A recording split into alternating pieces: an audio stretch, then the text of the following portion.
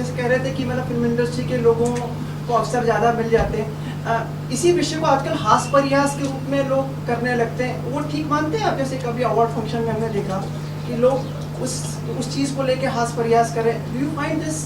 किस चीज़ को लेके? क्या कहते हैं शब्द? नेपोटिज्म। हाँ, देखिए मैं आपको ये बात बिल्कुल बता दूं कि ये दो बंदे तो आपके सामने बैठे हैं 40 साल से, जो किसी भी फिल्म फैमिली के नहीं थे। ये फिल्म इंडस्ट्री में सबसे खूबसूरत बात यह है कि इसमें जात पात धर्म परिवार कुछ नहीं है, सिर्फ टैलेंट का कंपटीशन है। उनके भी बच्चे जो हैं बहुत टैलेंटेड हैं तो आ जाते हैं, अगर नहीं है तो रह जाते हैं। और देश के भी जितने बच्चे हैं टैलेंटेड हैं वो आ जाते हैं, चाहे दिल्ली से हों या पटना से हों या उधर से हों। कंपटीशन जो है इस सबसे खूबसूरती फिल्म इंडस्ट्री की यही है कि इसमें कुछ भी नहीं चलता है सिवाय टैलेंट के और मेरिट्स के।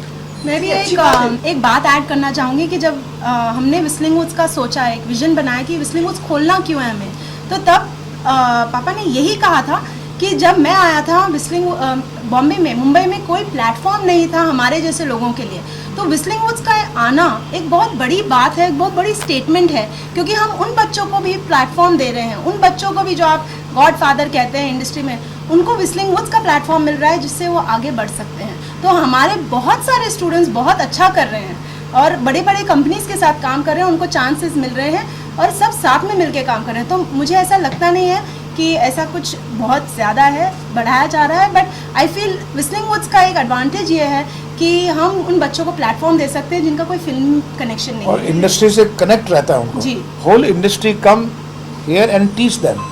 तो फिल्म इंडस्ट्री के जितने भी वेटरन हैं, एक्सपर्ट्स हैं, और बच्चों का कनेक्ट रहता है। और ये बच्चे सब भारत से आए हुए हैं और फिल्म वालों के भी बच्चे हैं। आप ये फिल्म के परिवार के हों तो बहुत अच्छी बात है, क्योंकि उन बच्चों की ट्रेनिंग थोड़ी जल्दी हो जाती है, वो 10 साल में ही सीख लेते हैं अपने माँ बाप से एक अच्छी बातें, अच्छे गुण। ये उनके पास प्लस पॉइंट तो ज़रूर है, लेकिन आखिर में जो ठहरते हैं वो कंपटीशन में ही ठहरते हैं। अपॉर्चुनिटीज़ उनको जल्दी मिल सकती हैं, लेकिन फाइनली कौन ठहरता है वो तो कंपटीशन है, मेरिट्स है। इनकी बात को, तुम्हारी बात को, इनकी बात को अगर समअप कर सकूं एक दो सेंटेंस में, तो यहाँ पे कलर ऑफ सक्सेस एक्सेप्टेबल है बिल्कुल, और स्मेल ऑफ फेलियर चाहे कहीं से भी आए, किसी क्वार्टर से जो आदमी फेलियर है, सो कॉल्ड फेलियर, उसका एक्सेप्टेंस नहीं है। कलर ऑफ सक्सेस चाहे जहां से आ जाए, तिब्बत से आ जाए कि आपको टिम्बकटू से आ जाए, कि डेनी डेंजोम्पा आएंगे, मिथुन चक्रवर्ती आएंगे, शत्रुघ्न सिन्हा है कि अमिताभ बच्चन है, अगर इनकी कहानी में सक्सेस लगता है तो परिवार से आए कि परिवार, हालांकि हम लोग परिवार से नहीं आए हैं कोई, लेकिन आए हैं नहीं है वो मैटर नहीं करता। अल्टीमेटली टैलेंट बोलता है, जो कह रहे हैं टैलेंट। पर इस चीज को मजाक बना देना होता कि कोई, अरे मजाक तो आप लोग फिल्म इंडस्ट्री को, मजाक तो आप लोग फिल्म इंडस्ट्री को बॉलीवुड करके मजाक बनाया हुआ। मजाक सबसे पहले तो आपने किया इसको बॉलीवुड का नाम। बॉलीवुड कहाँ से है ये बॉलीवुड है क्या? क्या कॉपी? हम लोग कॉपिस्ट क्या are we copyist? You want to say कि बॉलीवुड जो है वो हॉलीवुड का कॉपी है, ये उन्होंने कहा था और हमने अपना लिया। आपने मंजूर कर लिया कि हम लोग नकलची हैं सब। हमारे हिंदुस्तानी कल्चर कुछ नहीं है, हिंदुस्तानी फिल्में नहीं बनाते हम लोग, हिंदी फिल्में नहीं बनाते, उनकी कॉपी करते हैं और बड़े फख्र से कहते हैं कि ये बॉलीवुड है। क्या लेकिन सर जिस तरह से अभी एक रिसेंटली एक अवार्ड फंक्शन में करण जौहर, वरुण धवन और कुछ लोगों ने जिस तरह से मजाक उड़ाया कंगना रनौत का, हमने देखा नहीं वो प्रोग्राम तो हमें उसको कमेंट नहीं कर सकते। हमने सुना नहीं, मैं कुछ नहीं बोल सकता। और उन्होंने बोला नहीं। सर एक सवाल मैं पूछना चाहूंगी, मैं जानना चाहूंगी कि आज के वक्त में डिजिटल वर्ल्ड है और सोशल नेटवर्किंग साइट्स पे ट्रोलिंग बहुत होती है, किस तरीके से आप इसको देखते हैं? आज ही इरफान पठान ने अपनी वाइफ के साथ अपनी पिक्चर डाली थी जिसको काफी लोगों ने ट्रोल किया ये कह के कि गैर इस्लामिक है। क्या अपनी पिक्चर्स डालना या अपनी फ्रीडम ऑफ एक्सप्रेशन जिसे हम कहते हैं उस पर रोक लगाना किस हद तक सही या गलत? सोशल नेटवर्क, देखिए, सामाजिक बर्ताव को, व्यवहार को पर टिप्पणी हम नहीं कर सकते, क्योंकि ये देश 125 करोड़ का देश है और विभिन्न लोग, जातियाँ, धर्म, रीति रिवाज, अपने इंडिविजुअल्स लेवल हैं, स्टाइल हैं, एक्सप्रेशंस के, इंटरेक्शन के। आप हर एक पर टिप्पणी करने लगेंगे तो आप खुद भी अपने आप को ग्रोथ नहीं कर सकेंगे। तो बेहतर है कि हम हर एक को अलग तरीके से जीने दें और हम खुद जितने सुंदर से तरीके से जी सकते हैं वो जिएं। टिप्पणी करना कोई एक अच्छी बात नहीं। सर आप कुछ कहना चाहेंगे? नहीं, ठीक कहा सुभाष घे ने जो कहा, बिल्कुल ठीक कहा, जियो और जीने दो जी। लेकिन आपने जो बात की, मैं ट्वीट करता हूँ डिफरेंट इश्यूज पे, बहुत सारे ट्रोल्स आते हैं, कई पेड होते हैं, कई चमचेज होते हैं, कई सिखाए हुए होते हैं, कोई भेजे हुए होते हैं, कई जेन्युइन भी होते हैं। लेकिन ज़्यादातर वो होते हैं जो फिक्स किए हुए होते हैं और वो करते हैं, आपको गालियां देते हैं, तरह तरह की बातें, मुझको हो कि अनुपम खेर को, कि इनको हो, कि यहाँ तक रवीश को भी करते हैं और बाकी आप लोग भी शायद करते होंगे। तो लेकिन बेस्ट तरीका इसका यही है कि वो जो आपको गालियां दे रहे हैं उसको पढ़ो ही मत, देखो ही मत, हो सके तो उसको ब्लॉक करते जाओ और आगे बढ़ते जाओ। सर अभी हम ट्वीट की बात कर रहे थे, इंडस्ट्री में you are welcoming new talent which is a very good thing, but since a couple of years and it has been very prevalent that there's certain amount of, it's said that there's certain amount of racism prevalent in the industry, and people are being, and this is not, many actors have cited couple of examples. So we talk about advertisements showing, defining or stereotyping beauty in a certain way. Not only that, now even Nawazuddin Siddiqui, who is known for his talent, has recently tweeted about the same issue. So what's your take on it? आपको क्या लगता है? Is it prevalent and how far is it justified for the new talent also coming? ये तो एक विभिन्न विचार है, किसी को किसी तरह के नजर आता है, पर ये आज से थोड़ी है। मैं तो जब से जन्म लिया तब से मैं सुन रहा हूँ ये बात, कभी काला कभी गोरा, कभी सांवला कभी गारा कभी गोरा, ये तो चलता रहता है। लेकिन कुछ सेक्शन ऑफ लोग जो है ना, थोड़े से ही लोग हैं तो इसके ऊपर कभी टिप्पणी कर देते हैं, मजाक कर देते हैं, हास्यास्पद हो जाते हैं।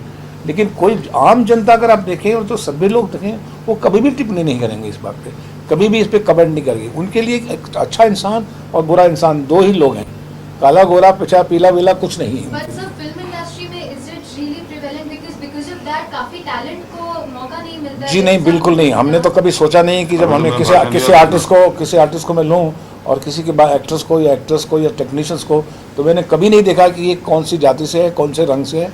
वो है तो है, वो चाहिए तो चाहिए, वो एक्टर है मेरे लिए, वो टैलेंट है मेरे लिए।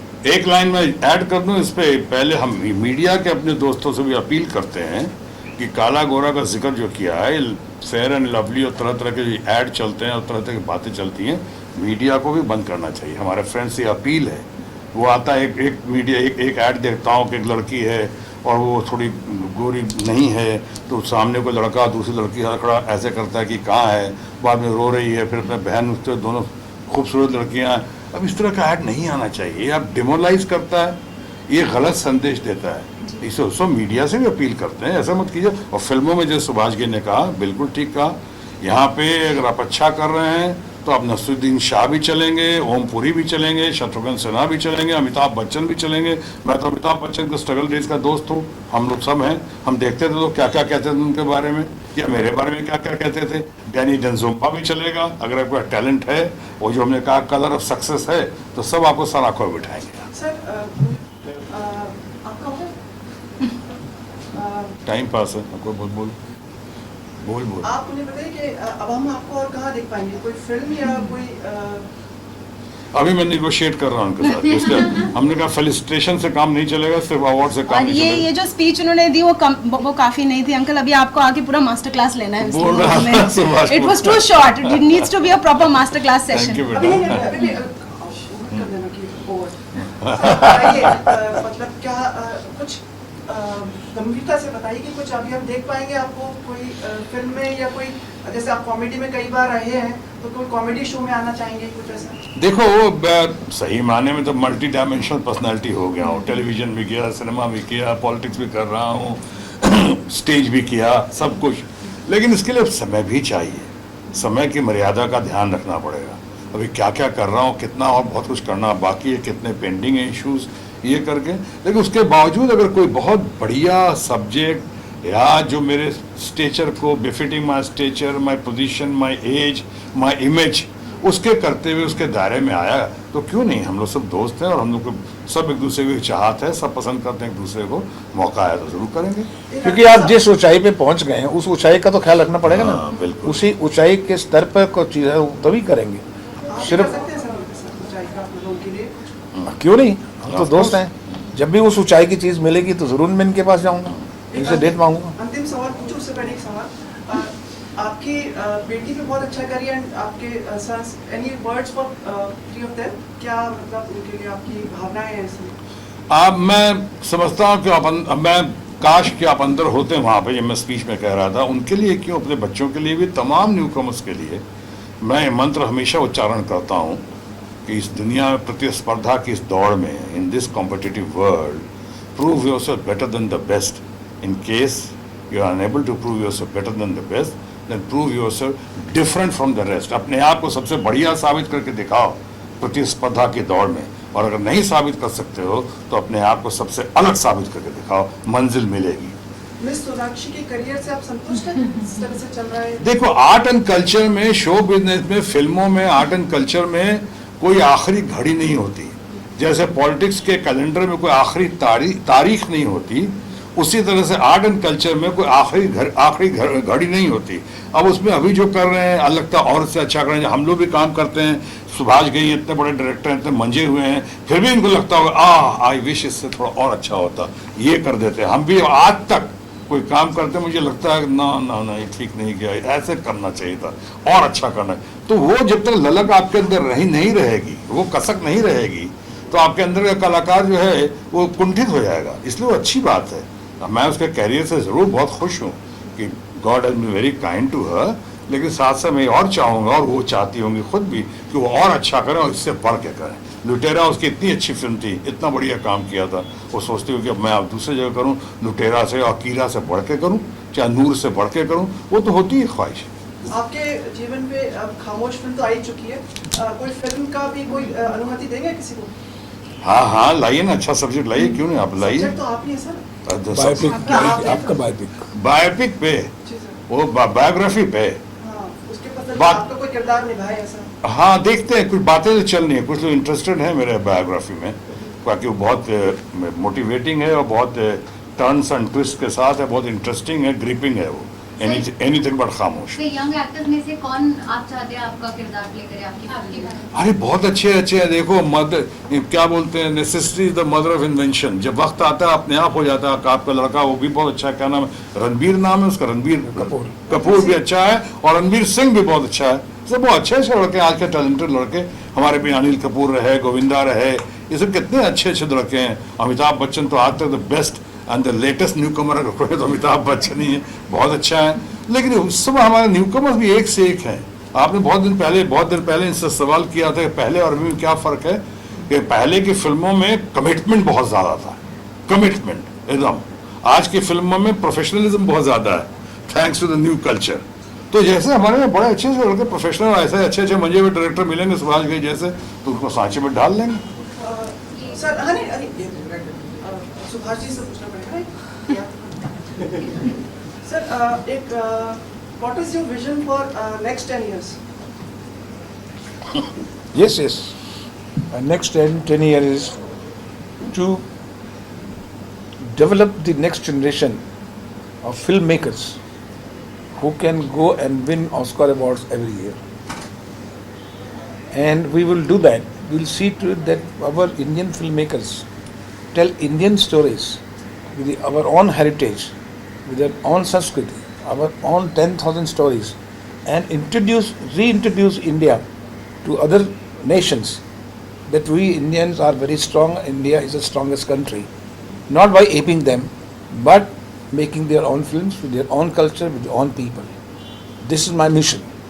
You ask me, through Whistling Woods only. So we develop them, we educate them. You go to your own roots, go to your own ancient heritage of the literature, and pick up those stories and make films. If they could make 10 Commandments, why can't we make Krishna for the international market? Let them know who we are. That's our mission. जो इनकी बात को मैं समझाऊं, उसको एक line में कह सकूं, एक वाक्य में तो कह मुझे सकता बहुत लाइनें बोलनी पड़ती हैं। To develop the next 10 years, he would like to develop the next generation into the best generation through Whistling Woods. Sir very nice. Sir एक लास्ट सवाल आपसे, आज व्हिस्लिंग वुड्स का स्टूडेंट्स का रिजल्ट आया है, 20 तारीख को एक और रिजल्ट आएगा, उसके बारे में आपकी कोई राय? खामोश।